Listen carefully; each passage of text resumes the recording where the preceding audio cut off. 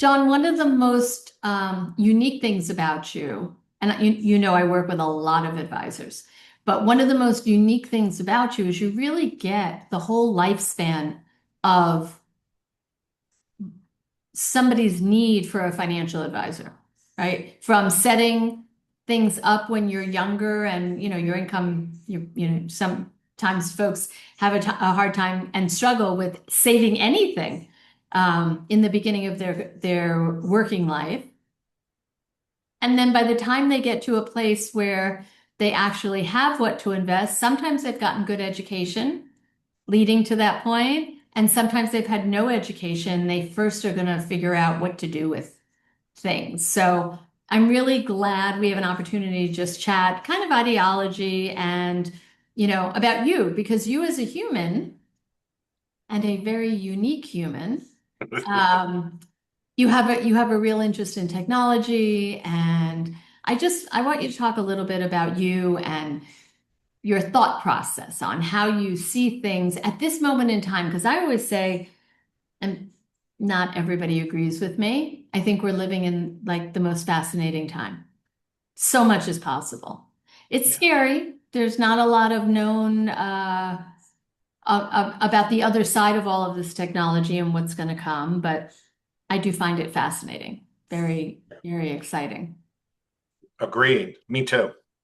I know. So you dig deep into technology and how it can help. Well, I try. I mean, I feel like in my business, it's such a great time to be in it, especially for some of the older advisors. Things are changing rapidly. But the ability to use the technology to bring more efficiencies to your clients, your world, and really creating a client experience from start to finish has never been like this before. I remember when I came into the business and I was starting out, the sales manager, I knew he was good because he was able to write upside down as he was speaking to me. And I never, as he was speaking to me, he was drawing all these things, so big pictures and everything and art. And he would always say, like, you have to give a visual, right? If you just talk, people goes through one ear and out the other. People like visuals. So as he was talking, he was writing visuals and talking about analogies. And I never saw anybody write so good upside down. And that's when I knew. I was like, you're a legend, like you're one of a kind, you're a dinosaur. They don't make you anymore like that. And he was trying to tell me I got to find my own way and own routines and own things. And even in the beginning of my business, I was just always thinking about technology. It was 2002, right after 9/11, and it wasn't, it wasn't as big as it is today. And then what really changed my life and my business was COVID. Here comes COVID, being taught to meet people and shake everybody's hand in person. And then the world shuts down. Can't speak to, Don't touch me, don't breathe on me, yeah, right? thinking my business is going to fall apart, right? And all of a sudden, I get so many more calls, get so busy during that time period from March of 2020 to the end of the year. And I was like, what just happened? Everybody's accepting the fact that nobody even asked, like, are we meeting? We're doing, and it was just so smooth. And I was like, wow, this is what I was been asking for the last 10 years.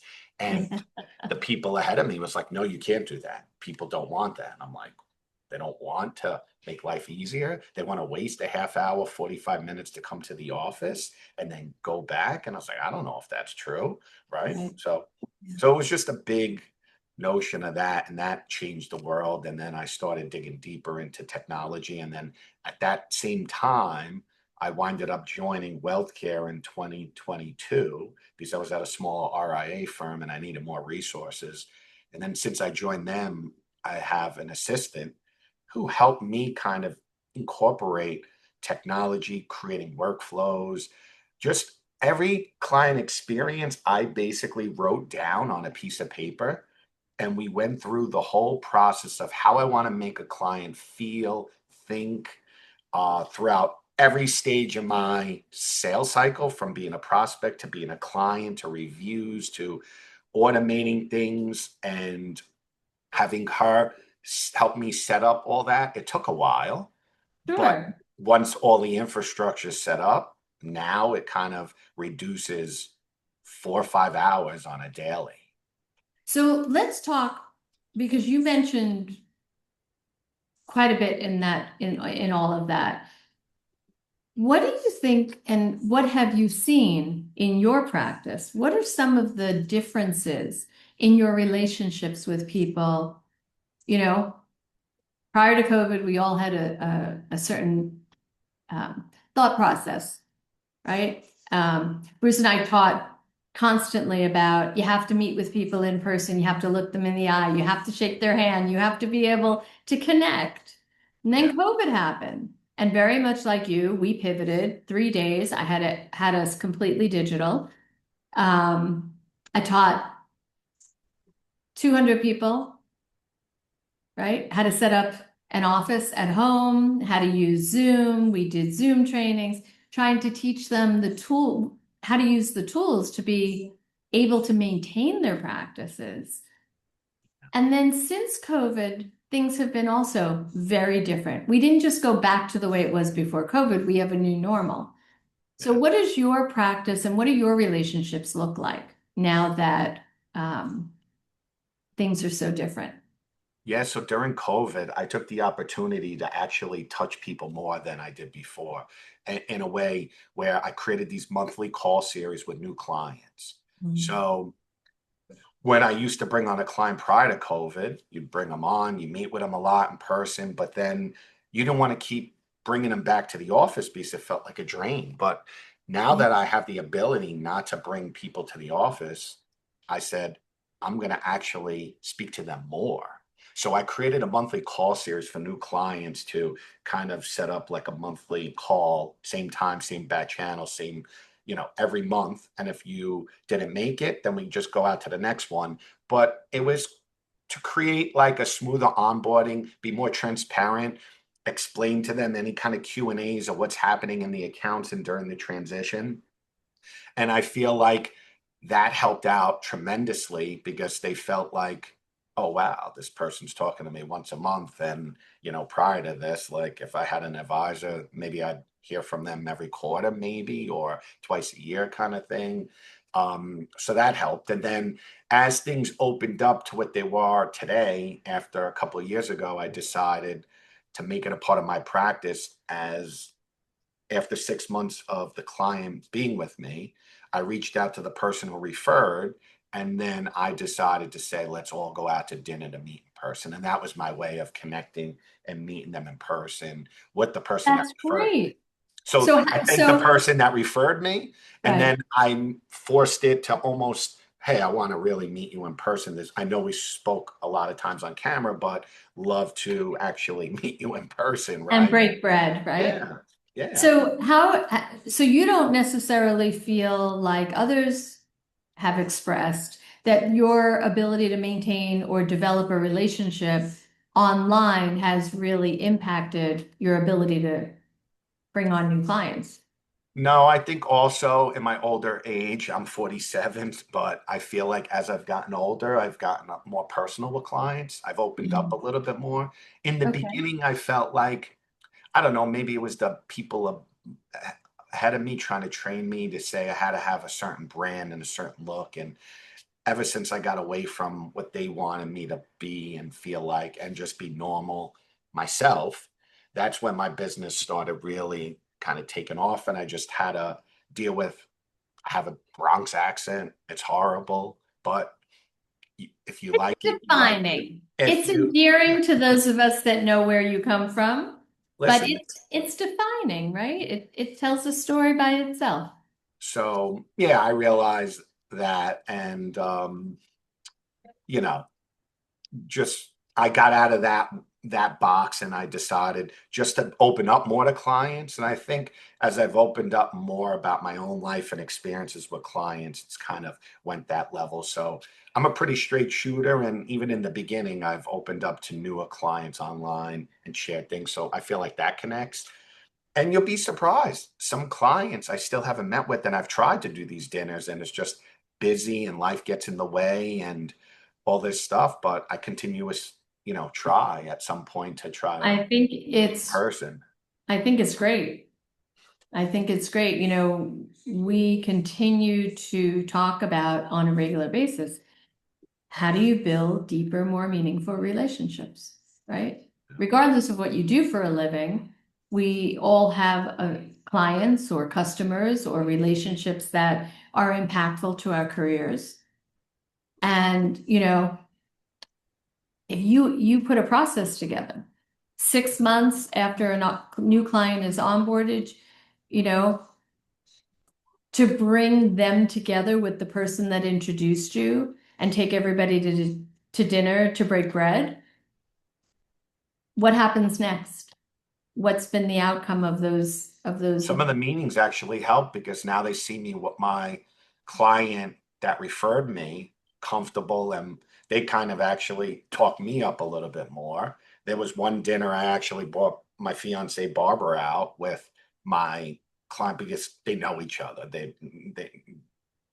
So one of my good clients, he refers me a lot, and he was like, bring out Barb's. So then I was like, all right, cool. So Barb's is in the mix, and all of a sudden it's my client, the new client, and me and my fiance, and great time. And he kind of talked me up, and it just showed the client also the type of relationship I have with him over that long period. And maybe that's what they want too. I don't know what kind of relationship because they're fairly new. It's 6 months in, so I'm trying to Right. figure that out as well. But at the end of the day, I think it brings more credibility, more confidence, and also just having the ability to be proactive. I think it shows, right? Like wanting a relationship, wanting Sure. to value that client relationship and value them, right? Well, you're a very engaging, personable guy, right? You can talk to anyone, anywhere, about almost anything. So it comes very naturally for you, but a lot of people struggle with that. So evolving a relationship where there is trust and likability involved can be very challenging online, Yeah. right? So for a lot of people, they're not as successful as you are in accomplishing that. But I do believe that you have um, a very good handle on what people need. So not just because you're good at what you do and you have some level of professional excellence that you've reached, but just in general, study human nature, study people. We all kind of can pick up on cues of what someone needs, right? Some people call it reading the room, right? And if you are not somebody that is attuned to other people's energy and other people's presence, you may not pick up on any of those things. You happen to be exceptionally good at that. And I think it serves you really well. Yeah, I learned this a long time ago through networking. That's kind of like where I should be. I should, I was in a networking group in 2011, and then I found myself in the role of like trying to lead the group a little bit. And then it just worked well. I found like a skill set that I never thought about because in the advisory world, a lot of times, especially well, maybe when you start, you're on a team, but you're really not in a group environment a lot of times in the Right. advisor. You're just left out to like, especially when you come on board, it's like, do your thing, try to grow your business, bring people on. Maybe we'll give you some advice and bounce ideas, but it's not a group setting. And It's an individual business with yeah, under the umbrella. yeah. And when I came into the business in '02, really, other than sports, right? Being on a team and group, that's kind of helped me. So I took everything I learned from childhood sports, being on a team, and that helped me kind of even in my early stages of business because I've always said if you're you know if you're not on time, you're late, kind of thing, right? If you're on time, you got to be there 15 minutes ahead, right? That's on time. If you're on time, you're late, and if you're late, you're fired. And I've always said it in baseball, you could tell by walking on the field who's going to win just by seeing how organized they are, right? Like you get to the field early, people are practicing, everybody's coordinated, stretching, and the other team's not doing it without even looking. I don't care. Just that team's probably going to be way ahead of the other team. They're organized, they're together, they're cohesive, they're a group. So then I took all that energy from baseball and used it in networking. And then I just realized like I'm good at working a room and connecting people, and I really get juiced up about, seeing a good plan come to fruition and networking. So then when I realized that and everybody was like, this is sort of way you should live, then I just was like, you're right. Maybe I should expand on it a little bit. I've met you out for meals and I've been 15 minutes early and I'm still late because you're already sitting having a drink. So I know you live all of that, Yeah. and it's great. But the networking component is something that we do a lot.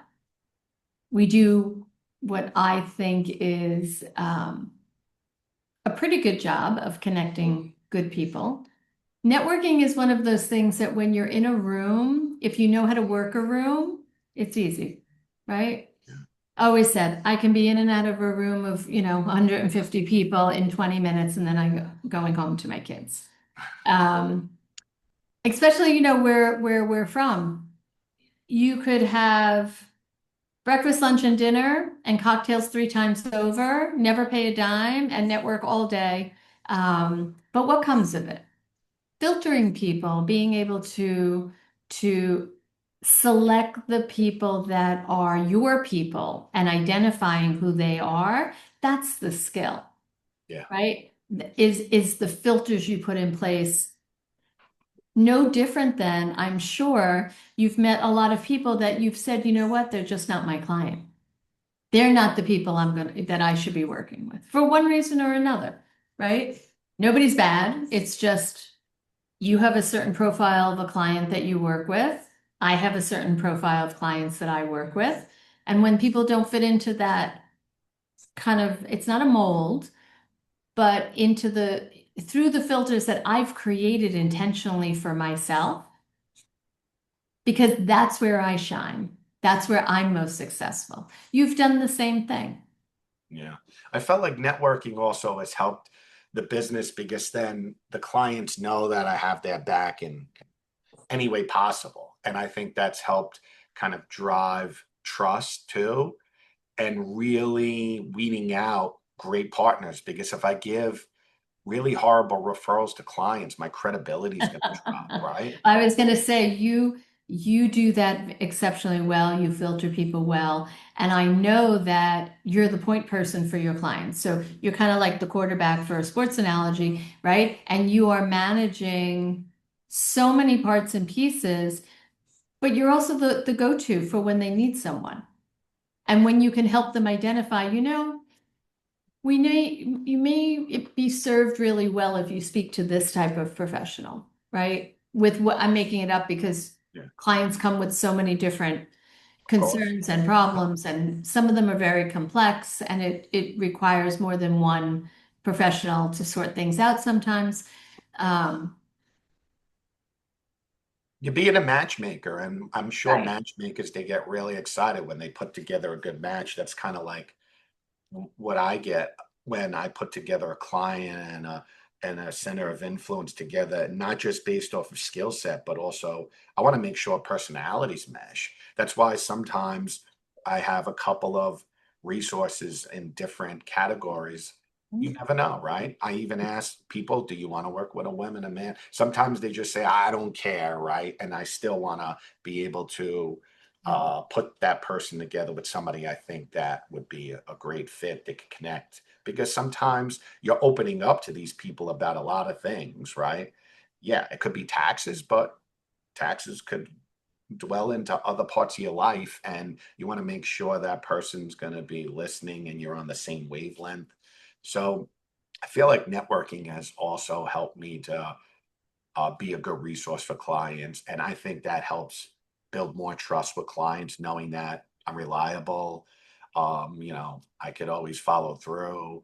I try, to be 24/7. As I've gotten older, I don't respond as much, but I get back to them in the same day, right? You're That's my okay. response. So let's not give anyone the wrong idea that you don't No, respond. You are incredibly responsive yeah, yeah, within a day, yeah, which Bruce always says to me when I'll be like, how come they didn't respond?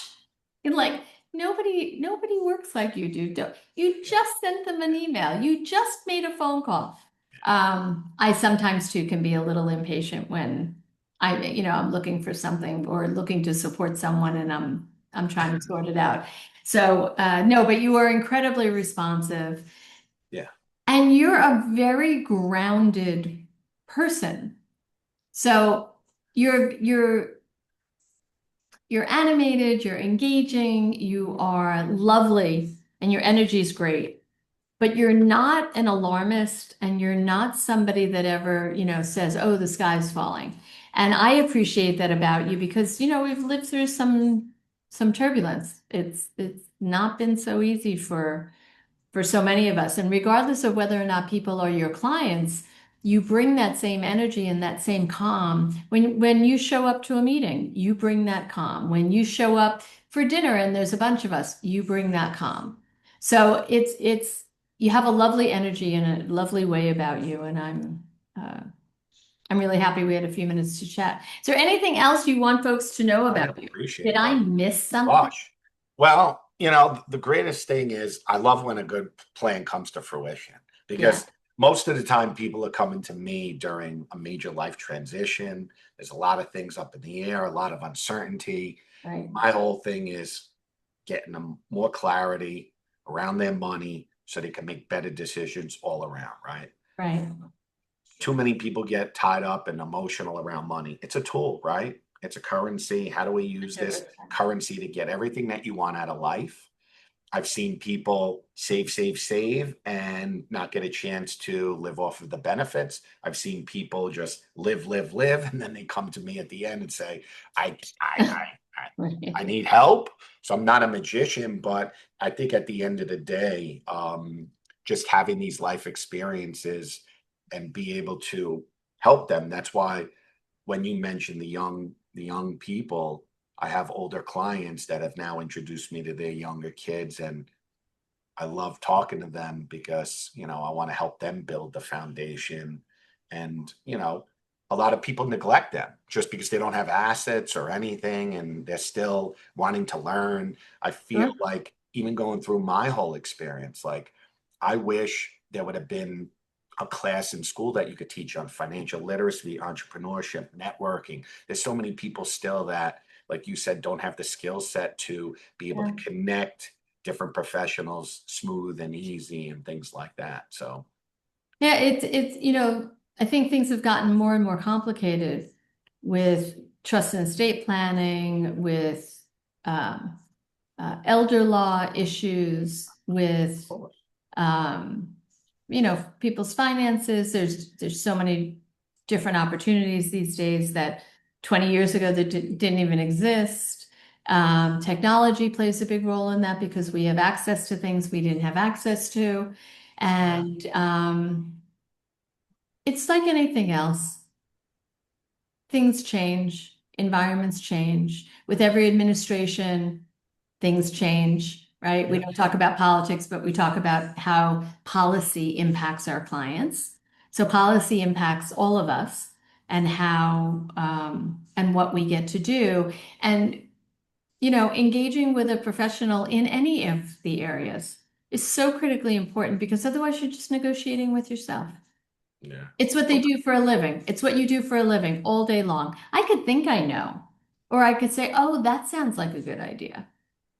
But there's a million things I don't know, right? That may impact my decision making if somebody just made me aware. So having the conversation about any part of an individual's, you know, life is can be complicated.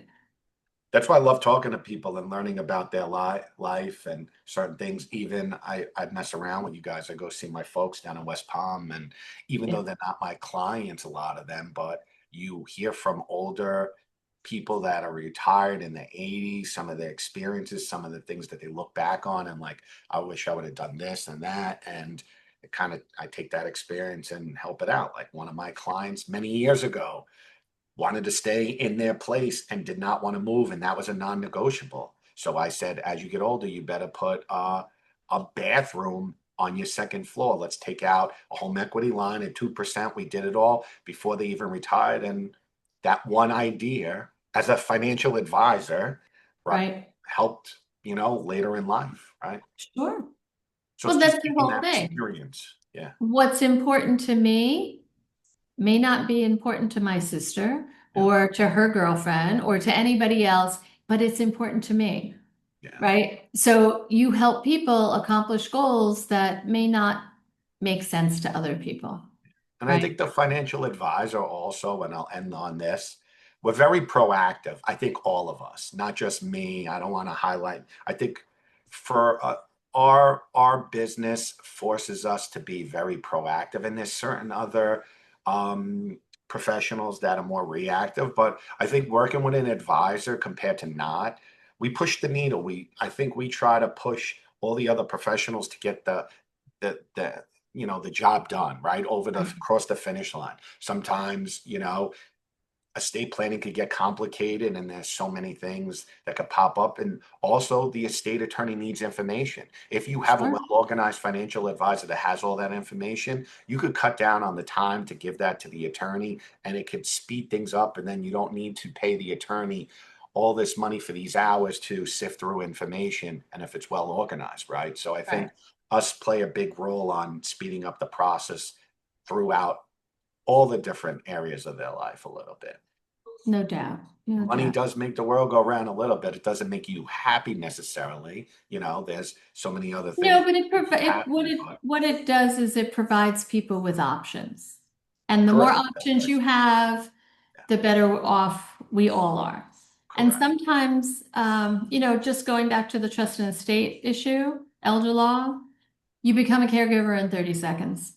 If the plan's not already in place, if finances aren't organized, you have quite the journey ahead of you, right? If everything has been talked about and planned for, and there's plenty of things you can't plan for, but at least there's a plan in place. The plan could be modified if it has to be. It makes you'll make the better decision when you're not in emotional crisis than if you became a caregiver quickly and you don't know what the plan is. Yeah. And now you have to put the best plan together that you can, given the time and knowledge you have at the moment, but you're in crisis, right? And you're emotional, and it is not the best time to be putting a plan in place. So kudos to you for helping clients understand what's important up front. Yeah, it's getting the right information, knowing the client's personality. Sometimes you can't push too much. Yeah.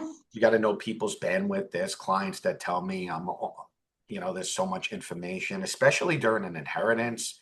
Losing a loved one could be very overwhelming. So you got to keep into consideration the time, and you don't want to keep somebody on the phone for 90 minutes. Sometimes you could lose them. There's a lot of other factors from my experience of going through this and working with people that you just got to also take into consideration when you deal. And I think people hopefully appreciate that. I don't know. I hope they do, right? But that goes Take back to consideration your to their time and knowing them, as opposed to just keep rambling, talking, and they're probably like so overwhelmed and that goes back to what I said earlier about you have this really lovely ability to connect with people and understand what their needs are.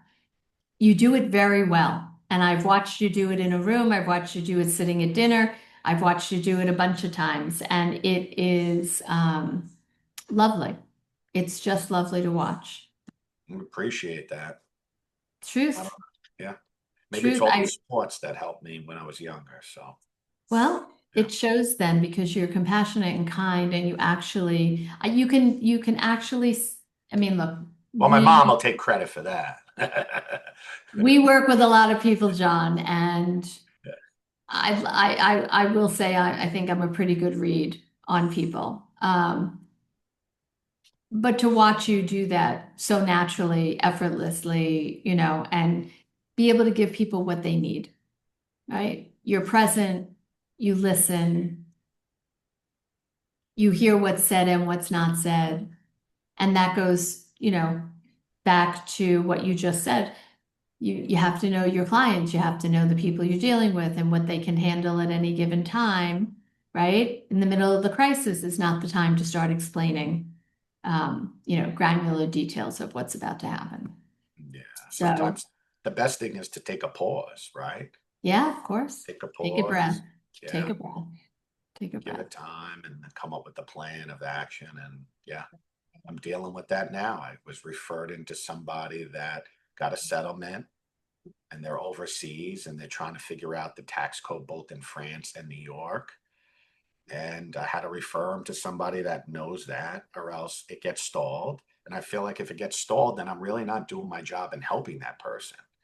They could probably stall out on their own. So if they're Yeah. bringing me into it, we got to figure out how to get the right resources and the right answers so she could get more clarity around the situation and then make better decisions, right? Once you have the information, then you can make these decisions. Right now, can't make a decision because she doesn't know if there's certain tax ramifications on a settlement in France and all this stuff. So I'm trying to quarterback it all. And it's a very emotional kind of period, right? She just went through a traumatic time in her life and got this settlement. So, you know, sometimes I said the best thing to do is just put it in an account that's very conservative, like a treasury account. And then until you figure out the next move or we continue to talk and put together a plan and get all these answers, then we can move forward, right? Right. Most advisors are not probably, at least the independent channel works that way. I feel like at some of the bigger companies, they're going to want to intake the asset and then, work from Sure. there. I mean, look, and every person's circumstances are very different, right? Because if that happens to this person, they are, like you said, overwhelmed. It's been a traumatic time for them. Somebody else might not react the same way to the same experience, Yeah. and they may have a different thought process. So, um, again, I'm just going to take it back to your ability to read people and help them with what they need because we're all different. We all need different things. So, regardless of the circumstances, yes, advisory is also all different. You're all have different perspectives on what might be the right fit, what might be the best next step. Um, but I think it all starts with the ability to hear your client's needs, what's said and what's not said, and understand, do a really deep, thorough discovery and understand what is going to serve the client best. And I know that's always your interest. Yeah. Well, I appreciate it, Lisa. It's been great, I had a John. I great time, always like always, hanging with you.